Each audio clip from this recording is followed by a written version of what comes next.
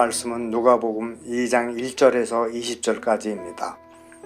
그때에 가이사 아구스도가 영을 내려 천하로 다 호적하라 하였으니 이 호적은 구레뇨가 수리아 총독이 되었을 때 처음 한 것이라. 모든 사람이 호적하러 각각 고향으로 돌아가매 요셉도 다윗의 집 족속이므로 갈릴리 나사렛 동네에서 유대를 향하여 베들레헴이라 하는 다윗의 동네로 그 약혼한 마리아와 함께 호적하러 올라가니 마리아가 이미 잉태하였더라.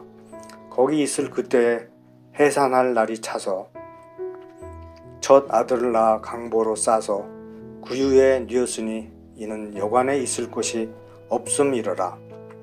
그 지역의 목사들이 밤에 밖에서 자기 양떼를 지키더니 주의 사자가 곁에 서고 주의 영광이 그들을 두루 비추매 크게 무서워하는지라. 천사가 이르되 무서워하지 말라. 보라, 내가 온 백성에게 미칠 큰 기쁨의 좋은 소식을 너희에게 전하노라. 오늘 다윗의 동네에 너희를 위하여 구주가 나셨으니 곧 그리스도 주시니라.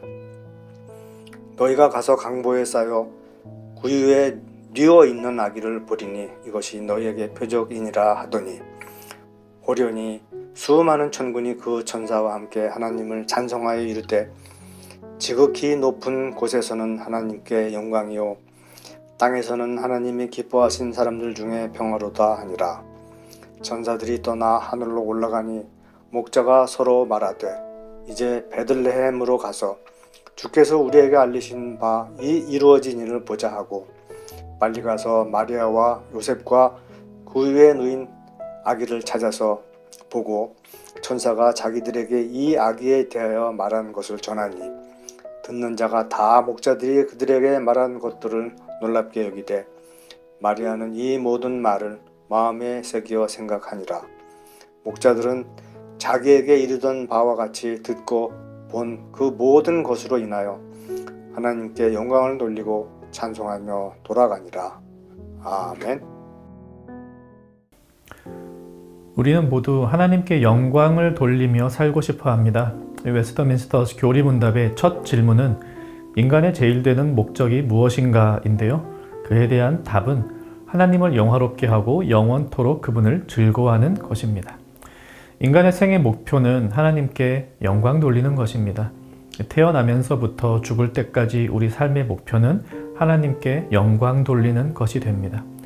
어떻게 하나님께 영광 돌리는 삶을 살 수가 있을까요? 많은 이들이 내가 탁월한 재능을 뽐내고 그 공로를 하나님께 돌릴 때 하나님이 영광 받으신다고 생각합니다. 그런데 과연 그러한 인간의 탁월함과 재능으로 하나님께 영광 돌리는 일이 가능할까요? 하나님께서는 우리가 그렇게 우수한 인재로 자라날 때에 영광을 받으시는 걸까요? 반대로 뭔가 탁월한 재능을 발휘하지 못하거나 탁월한 은사를 갖지 못한 이들은 그렇다면 하나님께 영광을 돌리지 못하는 것일까요? 이도저도 아니라면 탁월한 사람은 탁월함으로 영광을 돌리고 탁월하지 않은 사람은 다른 방법으로 영광을 돌리고 그렇게 살아야 할까요? 오늘 본문 9절을 한번 다시 보십시오. 주의 영광이 그들을 두루 비춤에 크게 무서워하는지라. 예수님이 태어나시던 밤에 들판에서 양을 치던 목자들에게 천사가 나타났습니다. 하나님의 영광이 목자들을 비추자 그들은 두려움에 떱니다. 이 그리스도인이라면 마땅히 하나님께 영광 돌리는 삶을 살아야 하는데 이 목자들은 정작 하나님의 영광이 그들을 비추자 좋아하는 게 아니라 두려워했습니다. 이들은 왜 그랬을까? 믿음이 그만큼 없는 자였을까요? 왜 이들은 그 좋은 하나님의 영광 앞에서 이렇게 두려워하고 있을까요? 어디 이들 뿐이겠습니까? 구약의 모든 백성들은 다 그랬습니다. 그들은 하나님의 영광 앞에서 두려워했습니다. 두려워하는 정도가 아니라 하나님의 영광이 그들에게 임하면 죽는다고 생각했습니다. 이 구약 성경에서 하나님의 영광은 대부분 구름 뒤에, 구름 속에 가려서 나타났었기 때문에 백성들은 구름 속에 무엇이 있는지 볼 수 없었습니다. 이 보이지 않는 것에 대해 인간은 두려움을 가집니다. 이 구약 성경에서 하나님의 영광을 두려워했던 이유이죠. 보이지가 않았기 때문에. 이 본문에 나오는 목자들 역시도 하나님의 영광 앞에서 무서워합니다. 이 구름 속에 가려졌던 하나님의 영광, 이제 신약 성경에 와서 우리 두 눈으로 똑똑히 볼 수 있게 나타납니다. 요한복음 1장 14절, 말씀이 육신이 되어 우리 가운데 거하심에 우리가 그의 영광을 보니 아버지의 독생자의 영광이요 은혜와 진리가 충만하더라. 육체를 가지고 오신 예수 그리스도가 하나님의 영광이십니다.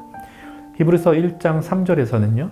이는 하나님의 영광의 광채시요 그 본체의 형상이시라. 예수 그리스도가 하나님의 영광의 광채이시며 그 본체, 그 형상이 되십니다. 영광을 볼 수 없을 때의 사람들은 영광을 두려워합니다. 하지만 하나님의 영광이 예수 그리스도라는 사실을 분명히 알게 되면 이제 사람은 어떻게 바뀌게 될까요? 오늘 본문에서 하나님의 영광 앞에 두려워하던 목자들은 이 천사의 말을 듣고 예수님을 찾아가 그분을 만납니다. 그리고 마지막 20절, 목자들은 자기들에게 이르던 바와 같이 듣고 본 그 모든 것으로 인하여 하나님께 영광을 돌리고 찬송하며 돌아가니라. 이제야 비로소 목자들은 하나님께 영광 돌리는 사람이 되었습니다. 무엇이 그들을 이렇게 바뀌게 했습니까? 예수님을 만난 경험입니다. 오늘 본문에 나오는 목자들은 구약 백성의 끝인 동시에 신약 백성의 시작이 됩니다. 구약 백성으로서 그들은 하나님의 영광을 보고 두려워했으며 신약 백성으로서 그들은 예수 그리스도를 보고 하나님께 영광을 돌립니다. 우리는 모두 신약 백성입니다. 예수 그리스도를 알고 그분을 통하여 삼위 하나님께 영광 돌리는 것이 우리의 본분입니다. 하나님께서 이를 위하여 우리를 창조하셨습니다. 우리는 나의 탁월함과 재능으로 하나님께 영광 돌리려 하지 않습니다. 하나님의 영광의 광채이신 예수 그리스도를 만나고 그분을 나의 구주로 고백하며 예배함으로 하나님께 영광을 돌리게 됩니다. 말씀 생각해봐 같이 기도하겠습니다. 예수 그리스도를 나의 구주로 온전히 믿게 하옵소서. 또한 예배를 통해 하나님께 영광 돌리며 살게 하옵소서. 하나님께 바르게 영광 돌리는 정형 가족 되시기를 바랍니다.